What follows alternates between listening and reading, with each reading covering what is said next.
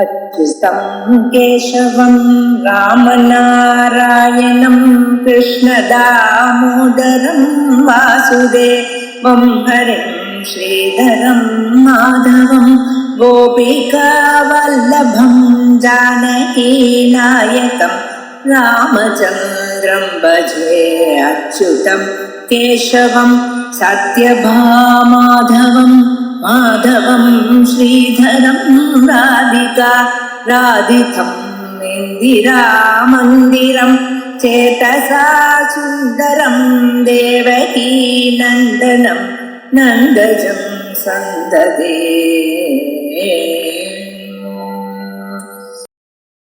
ओम श्री गुरुभ्यो नमः। हरि ओम। सदाशिवसमारंभां शंकराचार्य मध्यमाम् अस्मदाचार्य पर्यन्तां वन्दे गुरुपरम्परां। श्रुतिस्मृतिपुराणानाम् आलयं करुणालयं नमामि भगवत्पादशङ्करं लोकशङ्करं। शङ्करं शङ्कराचार्यं केशवं बादरायणं सूत्रभाष्यकृतौ वन्दे भगवन्तौ पुनः पुनः। ईश्वरो गुरुरात्मेति मूर्तिभेदविभागिने व्योमवद्व्याप्तदेहाय दक्षिणामूर्तये नमः। उकारस्वन्धकारो वै ऋकारस्तन्निवर्तकः अन्धकारनिरोधित्वात् गुरुरित्यभिधीयते। ओम सहना भवतु सहनौ भुनक्तु सह वीर्यङ्करवावहै तेजस्विनावधीतमस्तु मा विद्विषावहैः। ओम शांति शांति शांति।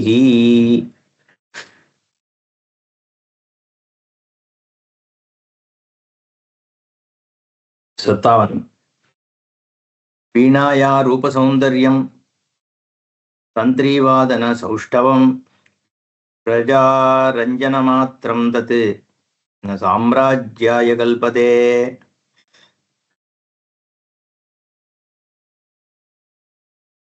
इन श्लोकों में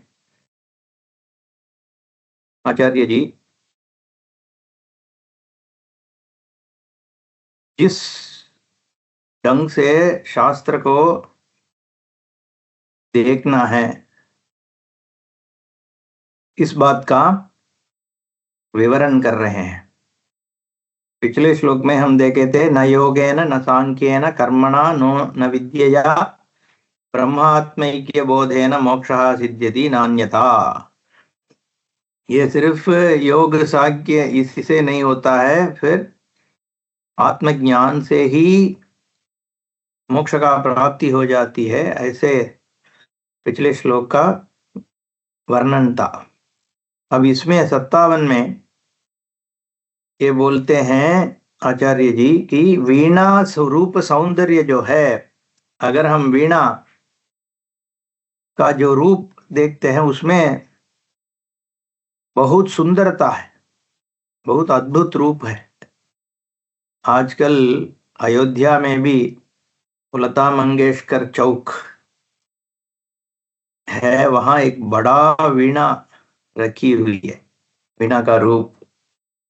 वो देखने से ही बहुत मन प्रसादित हो जाता है, प्रसन्न होता है। तो वो रूप का एक सौंदर्य है वीणा का। तो वो जो सौंदर्य है वीणाया रूप सौंदर्यम तंत्रीवादन सौष्ठवम, उसमें जो तंतु है, जो स्ट्रिंग्स है, उसमें गाना बजाना जो होता है ना, तंत्री वादनम।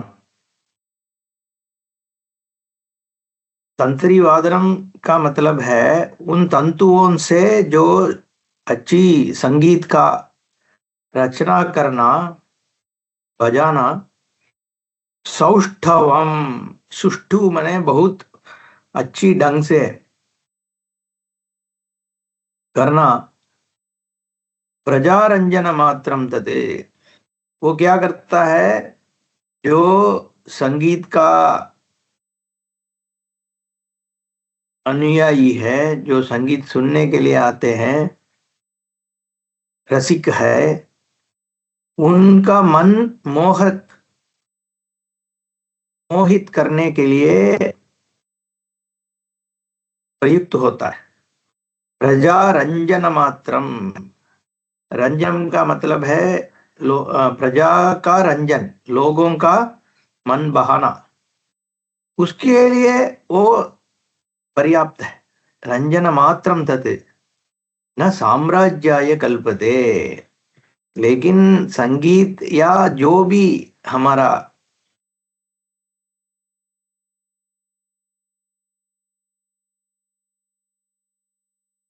स्किल होता है ना,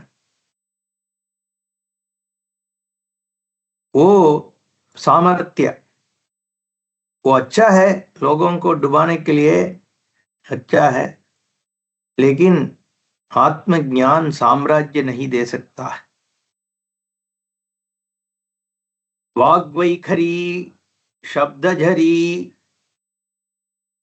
58 शास्त्र व्याख्यान कौशलम वैदुष्यम विदुषाम तद्वत् भुक्तये न तु मुक्तये। वाग्वैखरी, जो भाषण देने का स्किल है, चातुर्य है, वाक चातुर्य को वाग वैखरी बोलते हैं। जो राजनीतिक लोग जो बात भाषण देते हैं, आजकल अच्छे अच्छे भाषण देने वाला भी बहुत कम है। जैसे उन दिन में अटल बिहारी वाजपेयी, ऐसे जो अच्छे भाषण देने वाले थे, जिनका भाषण सुनने से ही मन बहुत प्रसन्न हो जाता था। भाषण देना भी एक स्किल है, एक सामर्थ्य है, अच्छी ढंग से बात करना लोगों से, क्योंकि हमारा जीवन अपने बुद्धि के हिसाब से ही बनता है। आप सोचिए, जब मन प्रसन्न है तभी तो सुखी है मनुष्य। इसीलिए ये साहित्य से, अच्छे संगीत से मन को शांति मिलता है, क्योंकि जैसा हमारा बुद्धि है, विचार है, वो विचार बुद्धि शांति से ही सुख बनता है। हमारे पास जितना भी धन हो, गाड़ी हो, मकान हो, खाने पाने का चीज हो, ठीक है, उनमें से थोड़ा बहुत सुख बनता है, लेकिन उससे ज्यादा नहीं। जब मन अच्छी ढंग से है, अपने पास ज्यादा धन पैसा नहीं भी है, तब भी आदमी बहुत सुखी होता है। इसलिए बुद्धि को प्रसन्नता देने वाला जो भी हो, उसको पसंद करते हैं लोग। तो ये भाषण देना भी लोगों को उत्साहित प्रोत्साहित करने के लिए, उनको उनके मन का शांति बनाने के लिए, रचना रासिक्य बढ़ाने के लिए अच्छी एक माध्यम होता है। इसलिए उसका कोई कमी नहीं है। लेकिन वो आत्मज्ञान तब देगा जब वो अपना स्वरूप का ज्ञान का भाषण होता है, जिससे हमें समझ बनती है। उस समय उसका आत्मज्ञान में, आत्मा स्वरूप अवधारण में उसका उपयुक्ति होता है। जब एक ज्ञानी का बात में वाग्वैखरी है, शब्दजरी है, शास्त्र व्याख्यान, जिसमें आत्म स्वरूप के बारे में सही ढंग से ज्ञान पाया जाता है, तब वो ही अच्छी चीज बनती है। लेकिन बिना ये आत्मा के सही ढंग से व्यापार करना, बिना वो सब वार्त जाल जो है, उसमें कोई अब बनता नहीं है।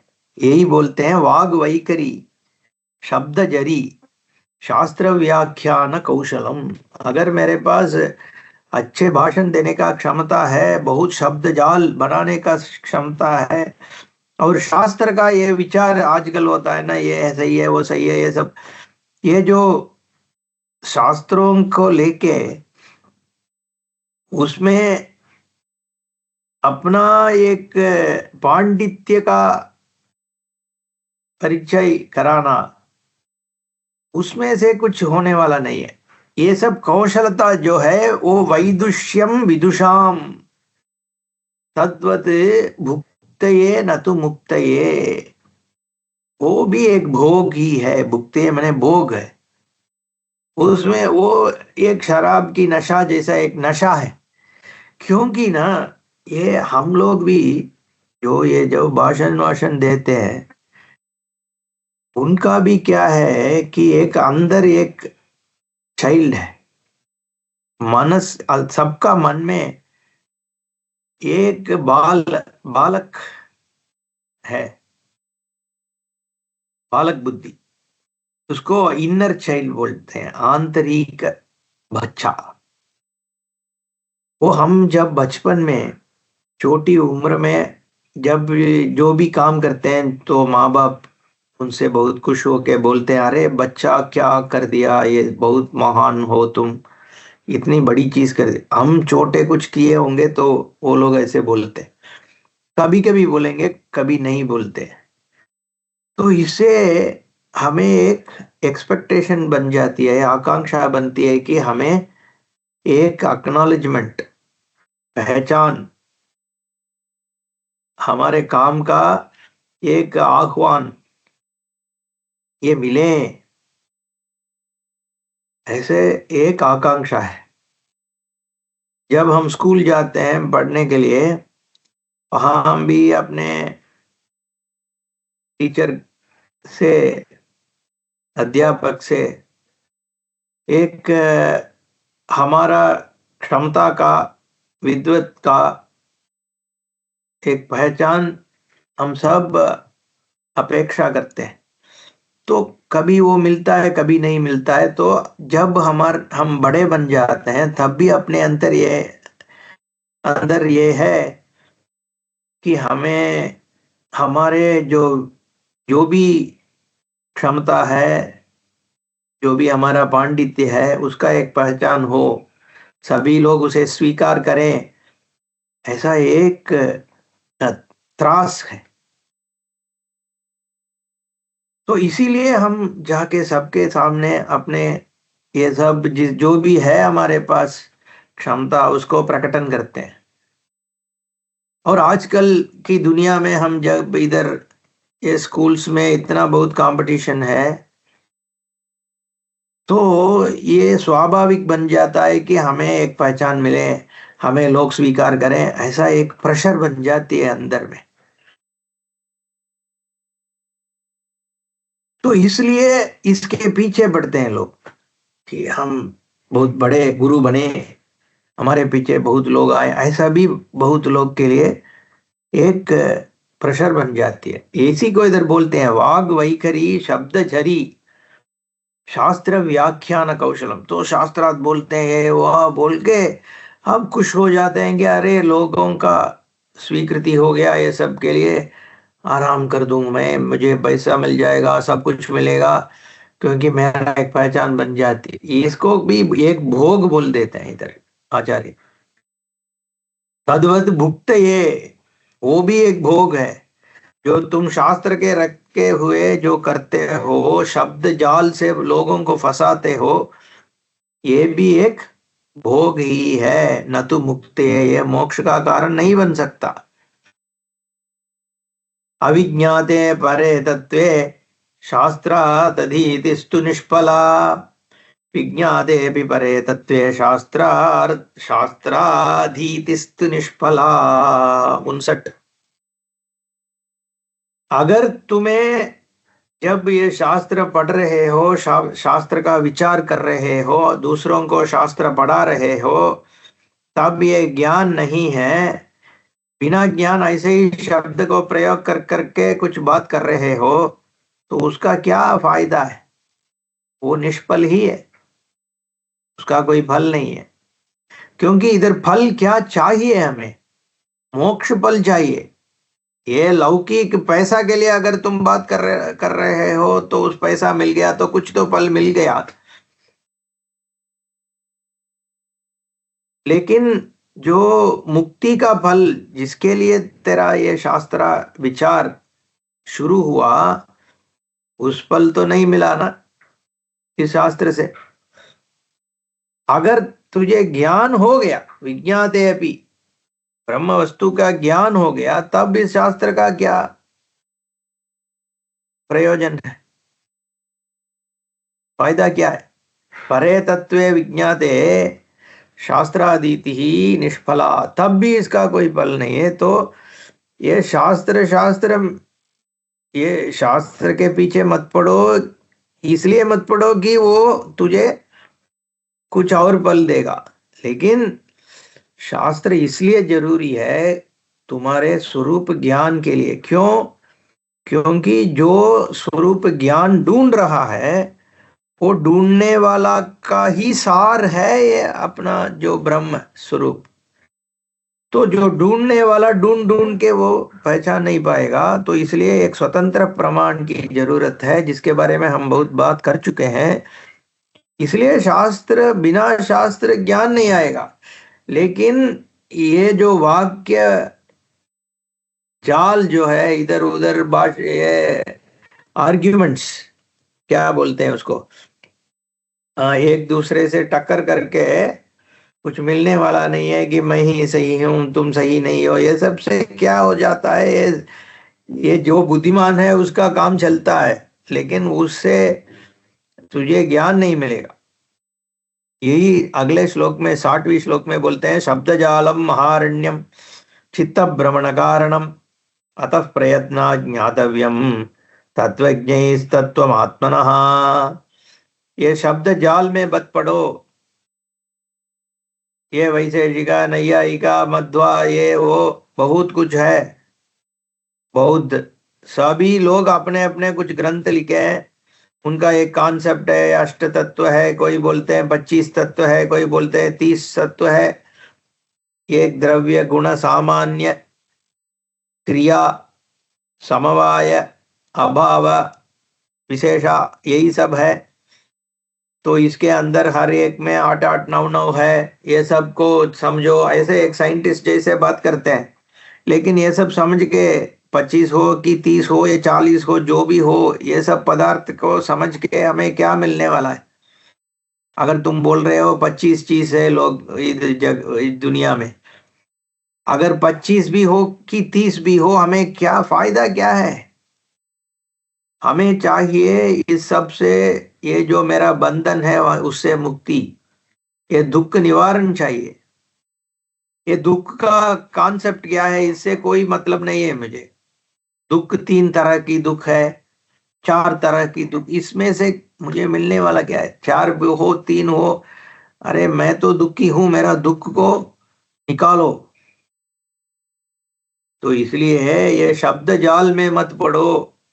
ये महाअरण्य है, जहां वो अरण्य के अंदर जब घुस जाओगे तो बाहर नहीं आ पाओगे। तो इसलिए ये जंगल में मत फंसो। ये शब्द जाल है, शब्द से बना हुआ एक बहुत बड़ा जाल है, उसके अंदर तुम फंस गया तो बाहर नहीं आ पाओ। है चित्त भ्रमण कारणम, बुद्धि उसी के अंदर घूमेगा। आजकल ये न्याय शास्त्र पढ़ते हैं ना लोग, उसी के अंदर घूम जाते हैं कि और एक व्याकरण, एक और बहुत बड़ा है पाणिनीय व्याकरण, अच्छा है, बहुत बड़ी एक सागर है वो पाणिनीय व्याकरण। वैयाकरण्य बनते हैं, बहुत बड़ा पंडित होते हैं, वो बहुत काम वाली चीज है, इसमें कोई कम नहीं है। व्याकरण का ज्ञान आवश्यक भी है शास्त्र पढ़ने के लिए, लेकिन वैयाकरणी बन जाओगे तो उसी के अंदर तो घूमोगे, तेरा भ्रमण तो वो व्याकरण के अंदर ही हो जाएगा, बाहर नहीं निकल पाओगे, शास्त्रार्थ पढ़ के अपना स्वरूप नहीं जान पाओगे। इसलिए शंकराचार्य बोले थे, नहीं नहीं रक्षति डुक्रिंज करने। डुक्रिंज करने व्याकरण में एक कृ, कर्म, कर्ता, ये सब जो शब्द बनते हैं उसका धातु है क्रिंज। क्रिंज धातु करने, इनका मतलब है करने वाले अर्थ में कृ धातु का प्रयोग होता है, इसी से ये सब शब्द बनते हैं। कर्म, कार्य, करना, करोति, कुरुते, कारकः, कर्ता, ये सब कहाँ से बना? ये कृ धातु से बना। तो इसको डुक्रिंज करने बोलते हैं। ये सब डुक्रिंज करने, ये सब पढ़ने से आत्मज्ञान थोड़ी बनती है। ये शब्द कैसा बनता है इसके बारे में तेरा ज्ञान बढ़ जाती है। तुम बहुत बड़े पांडित्य दिखा सकते हो, तेरे पीछे लोगों को आने के लिए अपने भाषण का प्रयोग कर सकते हो, लेकिन ये सब शब्द जाल है, महारण्य है, इसमें फंसने से संसार बढ़ेगा। तो ये बोलते हैं अतः प्रयत्न ज्ञातव्यम तत्वज्ञैः तत्वम आत्मनः, आत्म तत्व ज्ञान के लिए प्रयत्न करो। मैं ये शास्त्र पहले से शास्त्र में जो है उनके बारे में बात कर रहा था, लेकिन इसके बाहर ही बहुत लोग है। ये साइंस पढ़ रहा हूँ, मैथ पढ़ रहा हूँ, पीएचडी कर रहा हूँ, ये कर रहा हूँ, पॉलिटिक्स, राजनीति के ऊपर मेरा विचार है। ये सब कहाँ ले जाएगा तुझे? कुछ नहीं, जीवन बहुत कम है। इसमें फंसने से संसार ही हो जाता है, उससे बाहर नहीं निकल पाओगे। तो इसलिए आत्मा के पीछे बढ़ो, यही बोलते हैं। 61 अज्ञान सर्पदष्टस्य ब्रह्मज्ञान औषधम विना किमु वेदैश्च शास्त्रैश्च किमु मंत्रैः किमौषधैः। सांप जब काट जाती है तब तुझे क्या चाहिए? औषधि चाहिए, दवाई। दवाई बोलते हैं ना आजकल, वो औषधि, या तो मंत्र के साथ औषधि, जो उन दिनों में मणि मंत्र औषध 3 से चिकित्सा होती थी। ये चिकित्सा के लिए आजकल सिर्फ औषधि है, ये मणि मंत्र नहीं है। लेकिन इधर मंत्र ही किम औषधि, औषधि। औषधि मंत्र से क्या होगा? जब जो सांप जो काटा है वो सांप ही अज्ञान सांप है, मिथ्या सांप काटा है, तो उसका सांप की विष निवारण के लिए ये मंत्र औषधि नहीं चाहिए, सिर्फ ज्ञान चाहिए। अज्ञान सर्पदष्टस्य ब्रह्म ज्ञान औषधम बिना किमु। ये एक ही सहाय है, उपाय है, वो है ब्रह्म ज्ञान। क्योंकि जब अज्ञान ही कारण है तो उसका दवाई क्या हो सकता है? सिर्फ ज्ञान ही हो सकता है दवाई। अज्ञान सर्प, अज्ञान स्वरूप जो सर्प है, सांप है, वो सांप कैसा बन गया? क्योंकि वो भय का कारण है। अज्ञान भय का कारण बन जाता है। आत्म स्वरूप का ज्ञान नहीं है तो सबको सही मानते हो और सबके पीछे डर हो जाता है, तो इसलिए उसको सांप बोलते हैं। वो अज्ञान सांप जो है, उससे काटा गया आदमी हो तुम, क्योंकि स्वरूप ज्ञान नहीं है। तो स्वरूप ज्ञान, ब्रह्म ज्ञान, वही एक औषधि है। उसी औषधि से ये अज्ञान सर्प सांप का जो विष जो है वो निकलती है। 62 न गच्छति विना पानम व्याधिरौषध शब्दतः विना परोक्षानुभवम ब्रह्म शब्दैर्न मुच्यते। न गच्छति विना पानम व्याधि। अगर तुझे बीमारी है तो दवाई का नाम लेने से वो नहीं निकलेगी। बीमारी निकलने के लिए तुझे दवाई को खाना चाहिए, न सिर्फ उसका नाम लेना।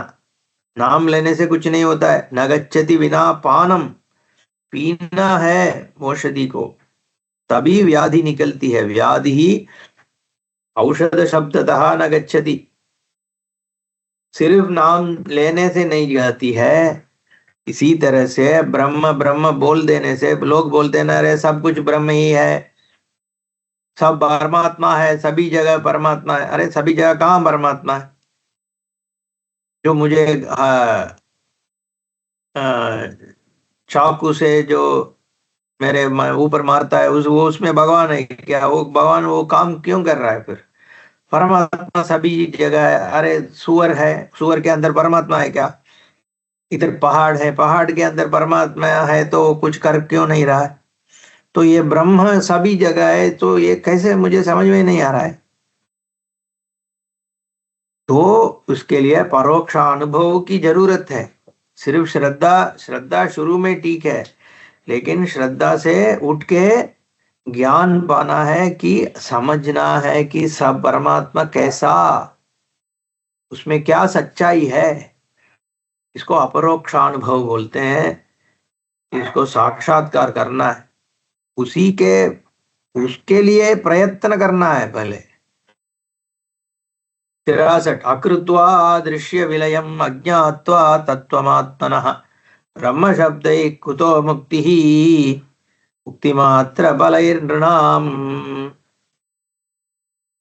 दृश्य विलयम अकृत्वा, ये जो संसार दिख रही है, सब पदार्थ जो दिख रहा है, जिसके पीछे मैं पड़ा हुआ हूं, जो मेरे पीछे पड़ा हुआ है, उस तरह का ये जो संसार है, उसका विलय, विलय मतलब उसको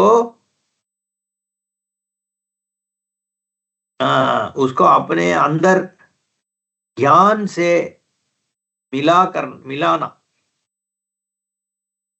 ज्ञान से वो जो है वो नहीं हो जाती है। एक घट को लो, या तो ये कपड़ा लो, ये कपड़ा, ये तो कपड़ा है, हाँ कपड़ा है, लेकिन इसके अंदर ये जो तंतु है ना, उससे बनी है ये कपड़ा। तो कपड़ा नाम का कोई चीज नहीं है, एक हर एक एक स्ट्रैंड जो है, तंतु है, यही तो सच्चाई है कपड़ा का। सच्चाई, ये कपड़ा का सच्चाई ये तंतु है, ये जो है ना इसी का, यही यही सब मिलके ये कपड़ा बना है। तो ये कपड़ा नहीं है, ये तंतु ही इसका सत्य है। अच्छा, ये तंतु के अंदर भी छोटी छोटी ये पतली पतली स्ट्रैंड्स है, जो काटन है, वो काटन ही सत्य है फिर। ये सब, ये कपड़ा नहीं है, ये काटन है। ठीक है, ये काटन सत्य है, ये काटन का भी कारण है, वो अणु है। अच्छा, तब अणु ही सत्य है, ये सब अणु है। नहीं नहीं, ये अणु भी उसका उसका भी छोटा है, उसका अंदर शक्ति है, एनर्जी, एनर्जी से अणु बन गया। तो अच्छा, ये सब एनर्जी ही सत्य है, ये सब मिथ्या है? नहीं, एनर्जी का भी एक सत्ता जो है, उसी से एनर्जी सब है। ये सत्ता, फिर ये सब सत्ता है, सत्ता का कोई कारण ही नहीं है। जो सत्ता है वो सत्स्वरूप है, वो अस्तित्व है, वही ये कपड़ा। अगर अब ये विचार करने से क्या हो गया, ये कपड़ा का विलय सत्स्वरूप में मिल गया, हो गया ना। ये दृश्य कपड़ा जो है, वो विचार से विलय हो गया उसका, किधर? सत्स्वरूप में। मैं एक छोटा सा उदाहरण दिया, वो भी 1-2 मिनट में दे दिया, लेकिन इसका विचार पूरा वेदांत जब शास्त्र हम पढ़ेंगे, तो इसका पूरा विचार होता है कि ये जो भी जगत दिख रहा है, उसका अस्तित्व क्या है, सत्य क्या है।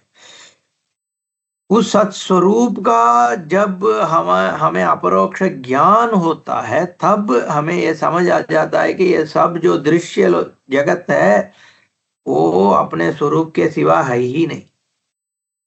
इसको बोलते हैं दृश्य विलयम।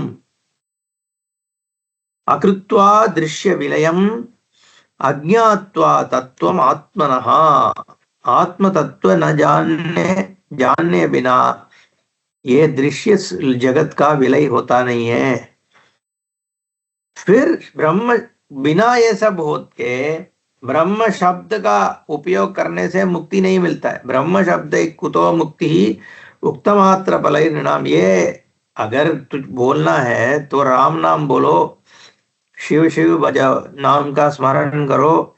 ये सब कम से कम उनका एक शब्द का, राम नाम का एक महत्व है, जो तुम्हें उन मंत्र, राम नाम एक मंत्र है, तारक मंत्र है।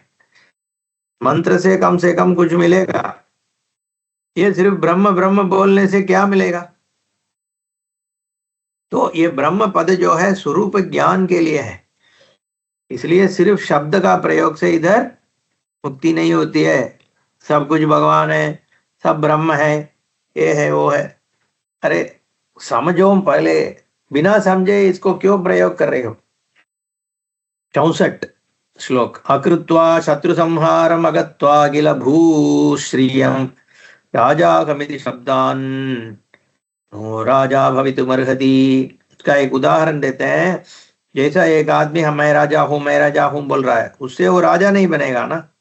शत्रुओं का नाश करके राज्य को प्राप्ति करके सभी जो वहां की संपत्ति है उससे उसमें अपना अधिकार बनाना जो है वो राजा की एक स्वरूप है। वो करने से ही राजा बनता है। सिर्फ मैं राजा हूं बोलने से कुछ नहीं बनता है। ऐसे ही मैं ब्रह्म हूं, इससे कुछ बनने वाला नहीं है। 65 आप्तोक्तिम खननम ततो परिशीलाद्युत्कर्पणम स्वीकृतिम निक्षेप समवेक्षते नहि बहिः शब्दैस्तु निर्गच्छति तद्वद्ब्रह्मविदोपदेशमननध्यानादिभिर्लभ्यते मायाकार्यतिरोहितं स्वम् अमलं तत्त्वं न दुर्युक्तिभिः। आप्तोक्ति खननम ततोपरि शिलाद्युत्कर्पणम स्वीकृतिम। अगर एक जगह पे कुछ क्या बोलते हैं, खनन, ओ ट्रेशर बोलते हैं ना, ट्रेशर जो भूमि के नीचे पड़ा होता है, वो कोई बोलता है इधर है एक ट्रेशर है उधर,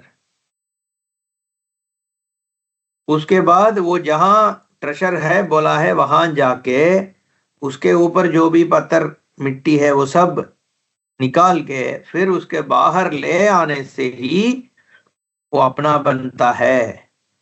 वैसा ही ये ब्रह्म ज्ञानी के वाक्य से उसके बाद मनन ध्यान करके वो माया कार्य जो जिससे वो सब तिरोहित है उसमें वो सब मल को निकालने के बाद आत्मा प्रतीत होता है। इसके बारे में अगले कक्षा में विस्तार से देखेंगे। ओम पूर्णमदः पूर्णमिदं पूर्णात् पूर्णमुदच्यते पूर्णस्य पूर्णमादाय पूर्णमेवावशिष्यते। ओम शांति शांति शांति। हरि ओम। श्री गुरुभ्यो नमः। हरि ओम।